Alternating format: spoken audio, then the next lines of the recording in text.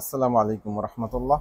প্রিয়সুধী কাছে দূরে দেশে ও প্রবাসে যে যেখান থেকে দেখতেছেন, আপনাদের সকলকে ল অধিকার মিডিয়াতে স্বাগত। আমি আজকে অত্যন্ত প্রয়োজনীয় একটি ভিডিও বানাবো।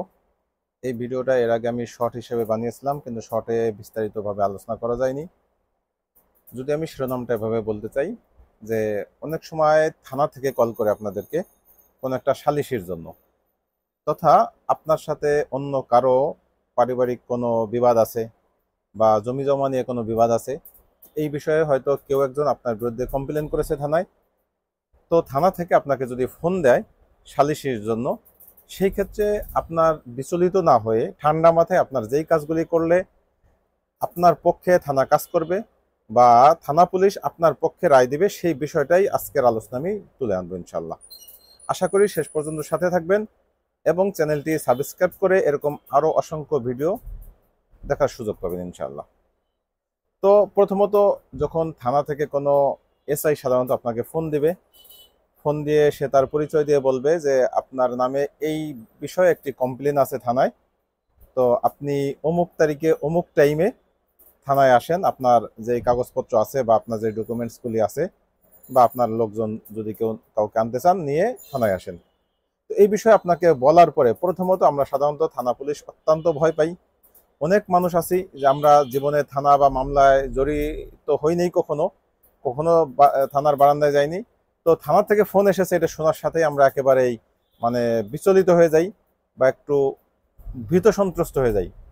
তখন যেই বিষয়টা ঠান্ডা মাথায় আপনাকে প্রথম মাথায় রাখতে হবে যে থানা পুলিশ বস্তুত আমাদের দুশ্মন নয়, আমাদের শত্রু নয়, যে কারণে তাদেরকে ভয় পাওয়ার কোনো সুযোগ নেই। বরঞ্চ তাদেরকে যদি আপনি খুব বিচক্ষণতার সহিত হ্যান্ডেল করতে পারেন, তাহলে তাদেরকে দিয়েই আপনি আপনার কাজ সমাধা করাতে পারবেন ইনশাল্লাহ। তো যেহেতু থানা পুলিশকে ভয় পাওয়া চলবে না, দ্বিতীয় আরেকটা প্রশ্ন আসে, যেহেতু প্রতিপক্ষ থানায় আগে গিয়েছে, আমাদের একটা ধারণা বদ্ধমূল হয়ে যায় যে প্রতিপক্ষ টাকা দিয়ে তাদেরকে হাত করে নিয়েছে। হ্যাঁ, পুলিশ টাকা খায় সেটা সত্য, কিন্তু এটা ঠিক নয় যে পুলিশ টাকা খেয়ে আপনার বিরুদ্ধে সে জোরপূর্বক রায় দিবে। একটা বিষয় মাথায় রাখবেন, থানায় যখন কোনো আপোষ বা সালিশি দরবার বসে, সেই বৈঠকে থানা কিন্তু কোর্টের কাজটা করে না। অর্থাৎ কোর্ট যেভাবে আপনার বিরুদ্ধেও সে রায় দিতে পারবে, তো থানা কিন্তু তা দিতে পারবে না। বরং থানা যে কাজটা করবে, সাধারণত দুনো দলের কথা শুনে আপনাদের যেই গার্ডিয়ান সেখানে থাকবে তাদের সাথে পরামর্শপূর্বক আপনাদেরকে একটা সমাধানের পথ বাতলে দিবে এবং আপনারা দুনো পক্ষ যদি এগ্রি হন, রাজি হন, সেই ক্ষেত্রে হয়তোবা তারা লিখিত একটি সালিশি করে দিবে, সমাধান করে দিবে যে আপনারা আপোষ মীমাংসার মাধ্যমে এই বিষয়টা মেনে নিয়েছেন। এটা একটি ভালো উদ্যোগ। এই উদ্যোগটা নিলে অনেকটাই দ্রুততার সাথে মামলা শেষ হয়। কারণ আপনি কোর্টের মাধ্যমে যেই মামলাটা যুগের পর যুগ চলতেছে, বিশেষ করে সিভিল মামলা হলে দীর্ঘদিন চলবে। প্রত্যেক 1-2 মাস পর পর অন্তর অন্তর যদি মামলা ডেট পড়ে, বছরে 4টা 5টা 6টা ডেট পড়বে, এরকম 10 বছর 15 বছর 20 বছর ঘুরতে হবে, তারপরে সেটা সমাধান পাবেন, অনেক অর্থদণ্ডী হবে।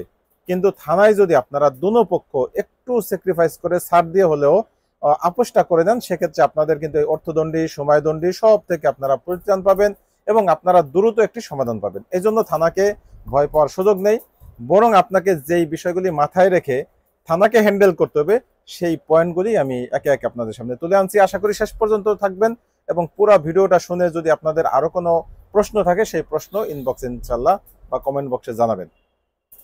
প্রথমত, থানার থেকে যদি আপনাকে ফোন করে, তাহলে আপনাকে সর্বাগ্রে যে কাজটা করতে হবে যে আদতে এই ফোনটা আদৌ থানার থেকে করেছে কিনা সেই বিষয়টা নিশ্চিত হওয়া। থানার নাম শোনার সাথেই এটা আপনার মাথায় যেন ফিক্স না হয়ে যায় যে সত্যিকার অর্থেই থানা থেকে ফোন দিয়েছে।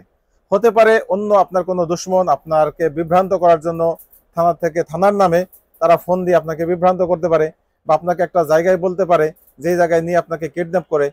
থানা থেকে যদি ফোন আসে, সেই ফোনটা কখনোই আপনাকে থানার বাহিরে অন্য কোথাও বৈঠকের জন্য দরবার করবে না বা আপনাকে আহ্বান করবে না। থানা কর্তৃপক্ষ ফোন দিলে আপনাকে থানাতেই বসার আমন্ত্রণ জানাবে। তো প্রথমে আপনি যে বিষয়টা নিশ্চিত হবেন যে আদতে সেই ফোন কলটা থানার কিনা, এটা বের করার অনেক পন্থা আছে।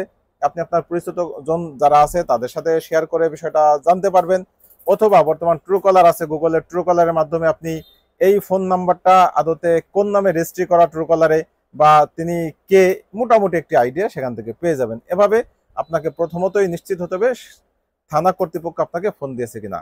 2 নম্বরে যে বিষয়টা আপনাকে খেয়াল রাখতে হবে সেটা হচ্ছে আপনাকে যেই টাইম দিয়ে দিবে ঠিক সেই টাইমের ভিতরেই আপনাকে সেই জায়গায় উপস্থিত হতে হবে। টাইমের থেকে একটুও ব্যতিক্রম করতে পারবেন না, একটুও বিলম্ব করতে পারবেন না। কেন? কারণ আপনার মতো এরকম আরো 20-30টা মামলা নিয়েই কিন্তু থানা প্রত্যেক দিন ডিল করে থাকে, যে কারণে আপনাকে একেবারে রাইট টাইমেই ওই জায়গায় উপস্থিত হয়ে তাদের শরণাপন্ন হতে হবে এবং আপনার যে কাগজপত্র আছে সেগুলি আপনাকে সাথে রাখতে হবে। 3 নম্বরে যে বিষয়টা যে আপনার পক্ষে যদি ভালো কেউ কথা বলার মতো হয়, দল ভারী করার জন্য জনসংখ্যা বৃদ্ধি করার কোনো দরকার নেই, বরং আপনার পক্ষে কথা বলতে পারে এরকম কেউ যদি হয় তাদেরকে আপনি হায়ার করতে পারবেন বা আপনি সাথে রাখতে পারবেন। সেটা একজন হতে পারে, দুজন হতে পারে। যেমন ধরেন আপনার জমি সংক্রান্ত কোনো সমস্যা, তাহলে অবশ্যই আপনার পরিবার বা আপনার আশেপাশে যে আপনার হিতাকাঙ্ক্ষী আছে, যে কাগজপত্র খুব ভালো বোঝে, এমন একজনকে নিতে পারেন, তাহলেই বাস এনাফ। আমাদের গ্রাম অঞ্চলে হয় যে একেবারে গোষ্ঠী শুদ্ধা মানুষ নিয়ে হাজির হয়, মনে হয় যে এখানে একটা মারামারি হবে, আপনাকে জনবল দিয়ে এখানে জিততে হবে। থানায় কিন্তু জনবল দিয়ে জেতার কোনো সুযোগ নেই, বরং আপনি যদি একজন ব্যক্তিও সেখানে উপস্থিত হয়, যে একজন ব্যক্তিও সেখানে উপস্থিত হয়ে আপনার পক্ষে সে কথা বলতে পারে, দেন অপর পক্ষে যদি 10 জন 20 জন মানুষ হয় কিন্তু তারা তাদের একেবারে যেই বক্তব্যটা অর্থাৎ ওই নির্দিষ্ট বিষয়ের উপরে যে বক্তব্য, সেই বিষয়ে যদি তারা বক্তব্য দিতে না পারে তাহলে আপনার পক্ষেই রায়টা আসবে। এজন্য কখনোই এই জনসংখ্যার উপরে ডিপেন্ড করবে না, বরং আপনি আপনার টু দা পয়েন্টে কথা বলতে পারে এরকম 1-2 জন মানুষকে নিলেই হবে। সাথে সাথে যদি আপনি নিজে কথা বলতে পারেন, কারণ সবচেয়ে ভালো হয় আপনি নিজে কথা বলতে পারলে, কারণ আপনি আপনার বিষয়টা যে যত ভালোভাবে বুঝবেন তত ভালো একজন আইনজীবীও বুঝবে না, কারণ আপনি কিন্তু আপনার ভিতরে টোটাল বিষয়টা 100% বিষয়টা কাউকে ব্যক্ত করতে পারেন না, বরং এগুলি আপনার ভিতরে থাকে। তো আপনি যেভাবে মানুষকে বোঝাইতে পারবেন বা বলতে পারবেন আপনার এই ভিতরগত বিষয়, এই বিষয়ে 100% অন্য কেউ বলতে পারবে না। তবে যদি আপনি কথা বলতে পটু না হন, পারঙ্গম না হন, আপনার কথা বলার কোনো না থাকে, এরকম মানুষের সামনে কথা বলতে গেলে হাত পাও কাঁপে বা আপনার হাত ঘামায় পাও ঘামায়, সেই ক্ষেত্রে আপনি তৃতীয় একজন ব্যক্তিকে আপনি নিতেই পারেন। এরপরে যে বিষয়টা আপনাকে মাথায় রাখতে হবে যে আপনি যখন কথা বলবেন তখন অবশ্যই অবশ্যই আইনের মাধ্যমে ভদ্রতার সাথে কথা বলবেন, উগ্রতার সাথে কথা বলে তাদেরকে খেপিয়ে তুলবেন না, বরং আপনি আইন দিয়ে আইনের ভাষা অনুযায়ী, যেহেতু যেই বিষয়টা আপনার সাথে সম্পৃক্ত, যেমন যদি কোনো জমি সংক্রান্ত বিষয়, তাহলে এই জমির যত দলিল আছে, কি কি ডকুমেন্টস আপনার কাছে আছে, এই বিষয়ের উপরে আপনার কি কি আইন আছে, এটা প্রয়োজনে আপনি বর্তমান অনলাইন থেকে, গুগল থেকে বা ইউটিউব থেকে আপনি এই বিষয়গুলি সাপোর্ট পাবেন। আপনি প্রয়োজনে 1-2 দিন আগে সেই বিষয়টা একটু নিজে একটু রিভিউ করেন, রিভিউ করে আয়ত্ত করে ভালো মতো তারপরে সেখানে আপনি উপস্থাপন করেন। একটা বিষয় খেয়াল রাখবেন, থানার পুলিশ কিন্তু সব আইন জানে না, এটা একেবারেই স্বাভাবিক। এমনকি একজন আইনজীবীও পৃথিবীর সব আইন তার জানা থাকে না। অতএব থানা কর্তৃপক্ষ যখন আপনাকে ডাকবে, হয়তো পারিবারিক কোনো বিষয়ে ডাকবে অথবা জমি সংক্রান্ত বিষয়, এই দুটো বিষয়ে, আইন সংক্রান্ত বিষয়ে একেবারেই থানা কর্তৃপক্ষ সাধারণত অজ্ঞ থাকে। তাদের সাধারণত পিনাল কোড বা সিআরপিসি বা পুলিশের যে আইনগুলি আছে একেবারে নিত্য প্রয়োজনীয় ব্যবহারিক, সেগুলি মোটামুটি তাদের স্বচ্ছ ধারণা থাকে, এর বাইরে কিন্তু তারা খুব বেশি আইন জানে না। অতএব আপনি যদি আইনের রেফারেন্স দিয়ে বলতে পারেন যে স্যার বা ভাই বা যেটাই বলেন আপনি ভদ্রচিত ভাবে, যে স্যার আপনি যেভাবে বললেন বিষয়টা এভাবে করলে কিন্তু বাস্তবিক ক্ষেত্রে এই পরবর্তীতে এটা সমস্যা হবে, কারণ আইনে রয়েছে, যেমন সিভিল যদি মামলা হয়, সিভিল আইনে রয়েছে যে আপনি এই বিষয়টা আমি এভাবে সমাধান পাবো, অতএব আমি যদি কোর্টেও যাই তাহলে তো আমি তো এভাবে রায় পাচ্ছি, অতএব আপনি এই বিষয়টা একটু খেয়াল করবেন। তো আপনি যদি আইনের রেফারেন্স দিয়ে তাকে বুঝাইতে পারেন তাহলে অবশ্যই অবশ্যই সে বিষয়টা বিবেচনা করবে। এরকম অভিজ্ঞতা আমার নিজের আছে, আমি বেশ কয়েকবার বসেছি থানায়। তা থানা কর্তৃপক্ষকে যদি স্পষ্টভাবে কাগজ দিয়ে বুঝিয়ে দেওয়া যায় তাহলে থানা কর্তৃপক্ষ আপনার পক্ষেই তাদের মনস্তাত্ত্বিক যেই এটা সেটা আপনার পক্ষেই থাকবে, কখনোই তা আপনার বিপক্ষে তাদের যাবে না, কারণ তারা কিন্তু অলওয়েজ চিন্তা করে যে আমার এই আজকের যে সালিশি, এই সালিশিটা কিন্তু পরবর্তীতে আবার কোর্ট পর্যন্ত যেতে পারে, অতএব আমি এমন কোনো কিছু যেন না চাপিয়ে দেই যেটা পরবর্তীতে আমারই বদনামের ভাগী হতে হয়। এই জন্য তারা অলওয়েজ রাইট পন্থায় তারা কাজ সমাধান করার চেষ্টা করে, এই বিষয়টা মাথায় রাখবেন। যেমন আপনার যদি ইয়ের বিষয় হয়, কারোর সাথে লেনদেনের বিষয় থাকে, যে আপনি কাউকে 1 লাখ বা 2 লাখ টাকা দিয়েছেন, এই বিষয়টা নিয়ে একটা গ্যাঞ্জাম হয়েছে, থানায় সালিশি দরবার হয়েছে, কিন্তু আপনার এই বিষয়ে কোনো কাগজপত্র নাই, লিখিত কোনো ডকুমেন্টস আপনি রাখেননি, একজন মানুষ সাক্ষী ছিল, তাহলে ওই সাক্ষীকে আপনি উপস্থিত করতে পারবেন। অর্থাৎ আপনার মূল যে বিষয়, এই বিষয়ের সাথে সম্পৃক্ত সাক্ষী বা কাগজপত্র যা কিছু আছে এভরিথিং নিয়ে আপনি থানায় উপস্থিত হবেন। আর একটা বিষয় আমরা সবচেয়ে বেশি ইতস্ত করি, সেটা হচ্ছে থানার থেকে বা কোর্ট থেকে যদি আমাদের নামে কোনো সমন ইস্যু হয়, আমরা মনে করি যে এই সমনটা যদি আমি গ্রহণ না করি বা আমি যদি লুকিয়ে থাকি, পালিয়ে থাকি বা নির্দিষ্ট দিনে আমি ওখানে উপস্থিত না হই, তাহলে বোধহয় আমি বেঁচে যাব। এটা কিন্তু আসলে কোনো সমাধানের পথ নয়। বরং আপনাকে ওই ডকুমেন্টসটা বা আপনাকে ওই রিসিপ্টটা নিতে হবে।